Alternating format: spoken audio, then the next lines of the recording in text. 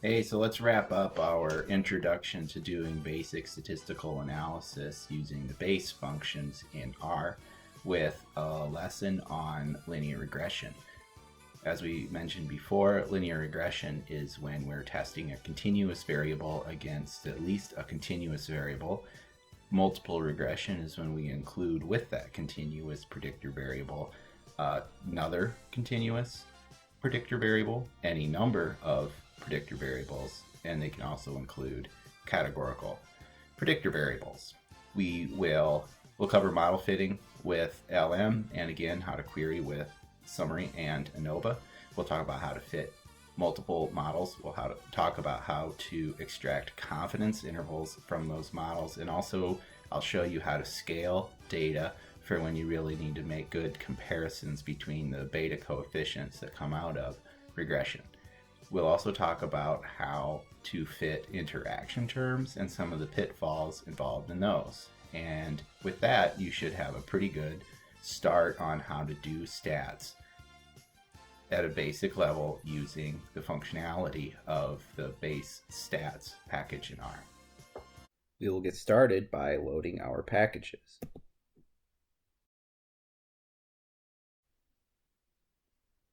We'll be using Tidyverse, of course, and if you're continuing on from lesson 8.1 without having restarted R, you should have the data all ready to go.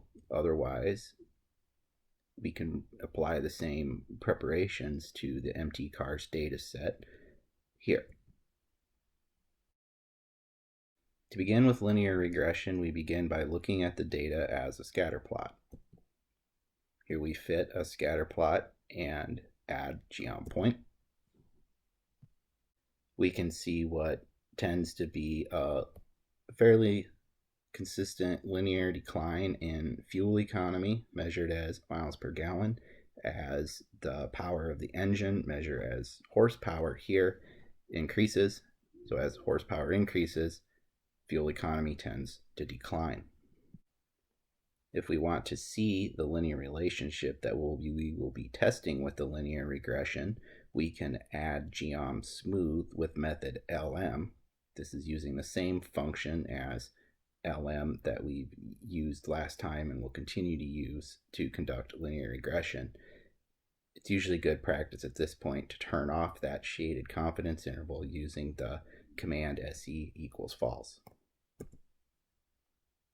The default color for geom line is blue, and here we see the fitted linear relationship between fuel economy and horsepower. And to test that linear relationship, we fit a linear regression model using the LM function and our log transformed response variable, and just set it against a continuous predictor variable here, horsepower. Fit that model and store it as an object, and we query the linear regression object just as we did in the previous lesson, first by looking at summary, which returns coefficients for the intercept and the horsepower term with t statistics and p values, the t statistic reflecting that negative relationship that's expressed by the negative regression coefficient. And of course we have the F test results down here with an F statistic and a p-value. Again, when there's one term in the model, we will have the same p-value for the t statistic and for the F statistic, even though they are based on different t and F values.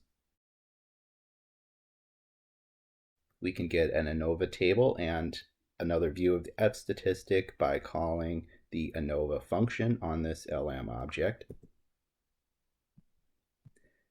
We see the same F statistic and p-value as we saw in the F test from the results of summary, but we get the full Anova table with associated degrees of freedom and the sums and mean of squares. Conducting multiple regression is easy. We simply use the formula notation to add additional variables with the addition operator, the plus sign. query the LM object first using summary. And here we see estimated beta coefficients and their associated p-values for each of the 3 continuous variables we put into the multiple regression model. We can see that both horsepower and the weight of the vehicle were significant variables in this model, but in this case, the ratio of the differential was not a significant term. If we just want to look at these results of the coefficients and their t-tests and p-values, we can query the coefficients object within summary of the LM object. This is just a shorter, more concise version of these results that is much more amenable to putting into a table. If for some reason you need to present this in an R Markdown document, it is much easier to convert this arrangement of the data than just summary. And finally, if we are just interested in the coefficients and do not need to know the error t-value or the p-value for each term, we can just call coef, which returns the 4 regression coefficients. In a second, I'm going to show you how to scale your data using the scale function in R. There are specific times when you might need to do this. If you're only interested in a multiple regression model with several terms, 1 or more terms, and you're only interested in whether a term has a significant effect and even the direction of that effect, whether it's positive or negative, you probably don't need to scale your data. But if you really want to compare the beta coefficients to see which have a greater or lesser effect relative to another term in the model, it might be appropriate for you to scale your data. We do this when the predictor variables occur on very different scales, such that a change in X could affect a very proportionally large change in Y for one variable. But if it's on a scale that is, say, several orders of magnitude than another variable, it's actually changing only a little bit, even though it might be having a disproportionate effect on the response variable. So if we scale those data, you can look up this formula for scaling. There are several different approaches, but basically what it's doing, it's just taking every point and putting it along a common scale. So it's going from the lowest to the highest. Every point along that will be given a common scale. So what it does is it makes the bottom of the range and the top of the range the same for every variable, but it never changes the relationship of points within that. A good way to think about scaling is proportions. Think about percentages. They're on a scale from 0 to 1 or 100, depending on whether it's presented as a proportion or as a percentage. That is a scale, and that's what the scale function does similarly for us. We have 2 options for scaling data. This first one would be my preference. We simply pipe the MT-cars data set in, choose which columns we want to scale, apply the function once using mutate all, and then fit the LM object just as we would, because the underlying columns have been themselves changed. We can refer to them using the same column headings as before. The second option is to wrap each term in scale in just one call to LM. This uses the least code, but it can be a little unwieldy as a line. We'll fit that, but as you can see, these things return identical values. When we're working with beta coefficients in regression modeling, we're often interested in calculating confidence intervals around those regression coefficients as a way to determine whether they overlap 0 and how precise that estimate might actually be. We can interpret the beta coefficients as an effect size, so we can compare them to other terms in the model to see which ones have relatively larger effects, in addition to seeing whether the effects are positive or negative. But we really need to know the 95% confidence interval around that estimate so that we can determine whether it is in fact substantially different than 0 and thus has an actual effect. R has a convenient function for us to use for that called conf_int. It is easy to get confidence intervals for the regression coefficients. This is easily done with the conf_int function. 95% is the default, and so we do not need to give a value for the interval. If we wanted to use another value than 90, other than 95, it could be added as an argument. And here we see, as we expect, these two terms that were significant in the summary of the model and both had negative regression coefficients, have 95% confidence intervals that are consistently below 0. However, this other term, the differential ratio, which was not significant in the model as per the p-value and had a small regression coefficient, the 95% confidence interval for that term includes 0, and so we would disregard it again as a significant variable. Now, I don't often subject you to my own shortcut functions that I've written, but here is a useful one that combines the regression coefficients, the estimates of those from the model, and the 95% confidence intervals that are returned by conf_int.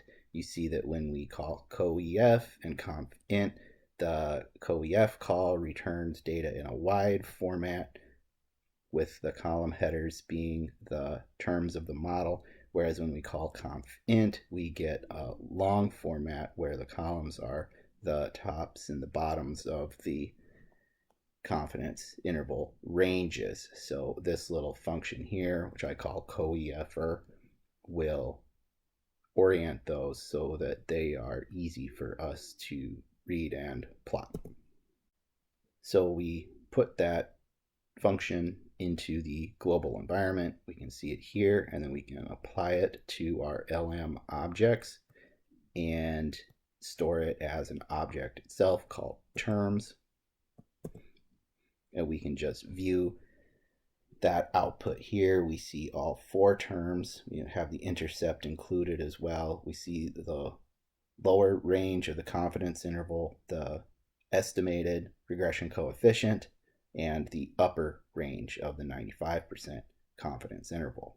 To look at the confidence intervals graphically, we usually dismiss this intercept term to focus on the terms that are included in the model that are part of our hypothesis about what might be driving variation.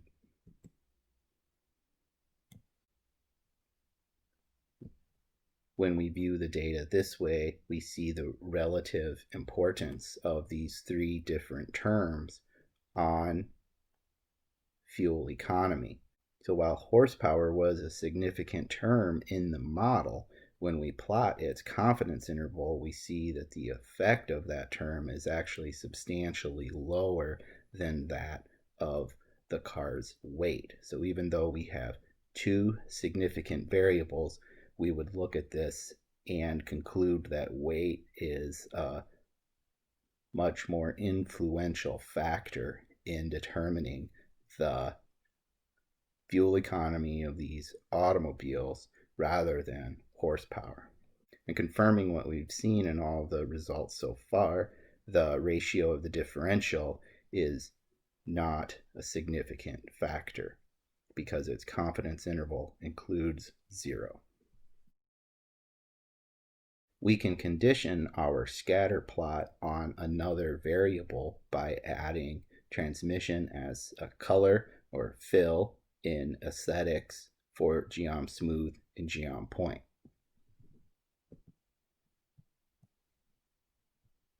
We see the same data that were used in the original scatter plot testing fuel economy against, before it was horsepower. Now we've used vehicle weight because our previous analysis suggests that this is a more important variable. We've added a layer of information to these data by coloring the points by the transmission type and then breaking up the regression lines between the two transmission types. So we might have a hypothesis here that the relationship between fuel economy and vehicle weight is different for manual and automatic transmission cars because the slopes of these two lines are different. It appears that manual transmission vehicles lose fuel economy faster as vehicles get heavier because the slope of this line is more steeply negative, whereas the automatic transmission vehicles appear to lose fuel economy more slowly than manual transmission cars as automatic cars get heavier. We can combine both continuous and categorical predictor variables in our multiple regression model just as easy as we did before using the formula notation and the addition operator. Here we'll fit this one called cat-lm and just look at the regression coefficients and t-statistics in the summary of that object. As we expected, we see a negative relationship with weight, and it suggests that the automatic transmission with this slightly positive estimate here suggests that indeed automatic transmissions might have a less steep slope than manual transmissions when looking at their changes in fuel economy. This is, however, a very small estimate and t-statistic. We might be left then with the question of whether adding the transmission variable is helpful in explaining variation in the model. One quick way to assess the meaningfulness of a variable is to compare a model fit with the variable to a model fit without the variable. So here we are going to fit a single regression model that just puts the log of the miles per gallon against the car weight, which is a more concise model than we had before, but from the confidence intervals, we've determined that weight is really the only important variable of those three. So we'll fit a single regression model with weight as the predictor, and we will compare that single regression model, WT_LM, to this previous model we just fit, the categorical one that includes both weight and transmission type. The Anova function will compare these models for us. Let's walk through this new format for our Anova table. Two things we have here are the first model. We see the terms as they appear, and then the degrees of freedom and the residual sums of squares, and also for the second model here as well. Now what we want to determine is whether these two models are different based on these different values for their residual sums of squares. We see that they are technically numerically different, but this statistical test here is what is determining whether that transmission term makes these residual sums of squares different. When we look at the F test, however, we see a very low F value and a high P value, which suggests to us that these models are not different, and therefore we would conclude that transmission is not a meaningful term in explaining this relationship. At least it is no different than just considering the effect of weight alone on fuel economy. Let's review when, why, and how we can add categorical terms to a linear regression that already has a continuous variable in it. Let's imagine a scatter plot with data, and we can fit a line to that. and get the mean sums of squares for that using this regression statistical model, this one would have a pretty low sums of squared error because it fits the line well. We could think about another case where our data cloud has a line fit through the middle of it, but here all the points are actually pretty far away from that line. When we try to apply the same function, we get pretty high summed squared error. But what if we added another variable and were able to categorize those data and fit two lines, one to each of the groups? We can accommodate this by adding a second regression coefficient to our linear regression model. This second one applies to the intercept function and essentially allows it to vary to have two intercepts for each of the model levels. And here we have pretty low squared sums of error. So what we've done here is we've allowed our intercepts to vary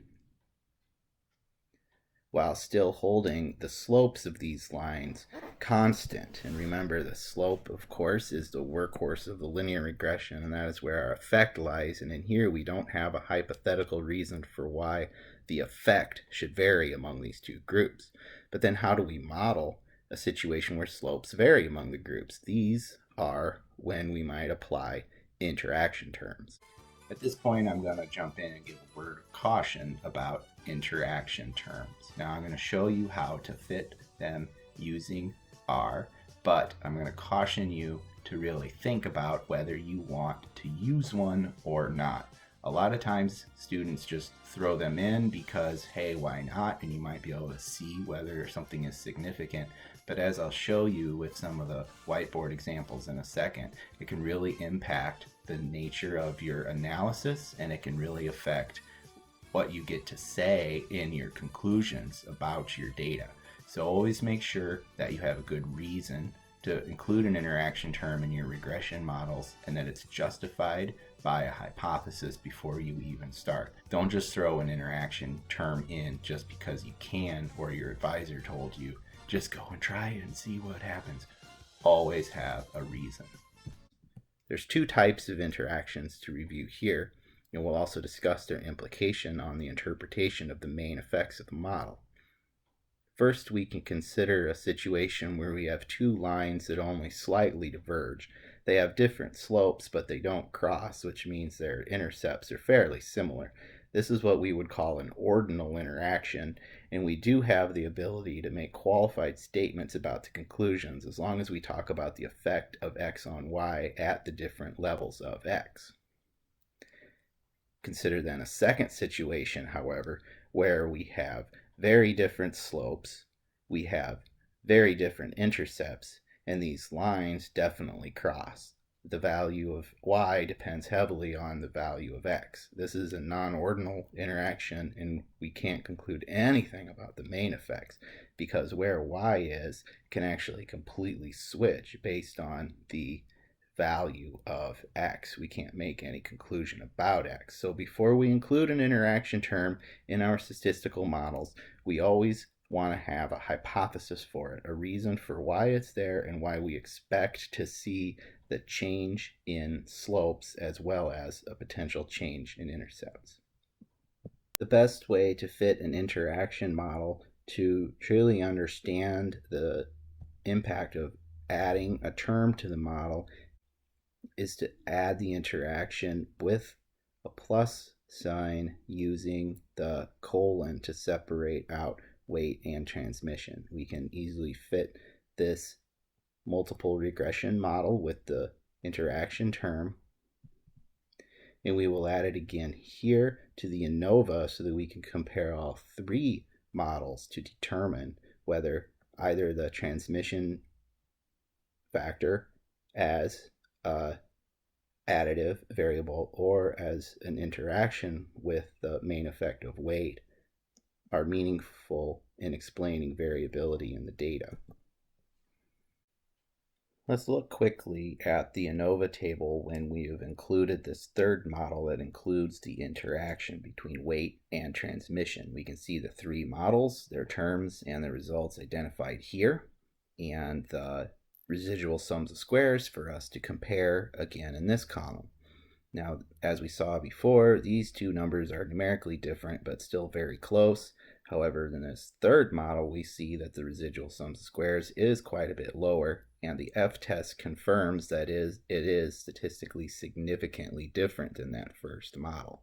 The conclusion that we take from this is that this interaction term suggests the slopes per the two lines differ among the transmission types.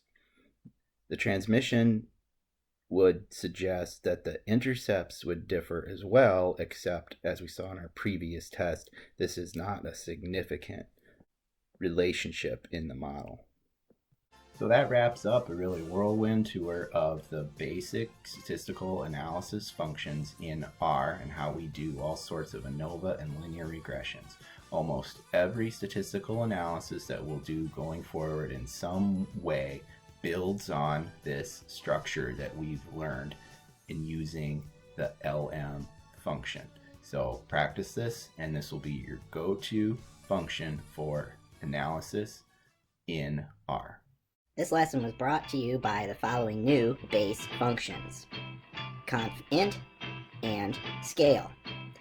We also use the regular cast of characters when it comes to regression analysis in R.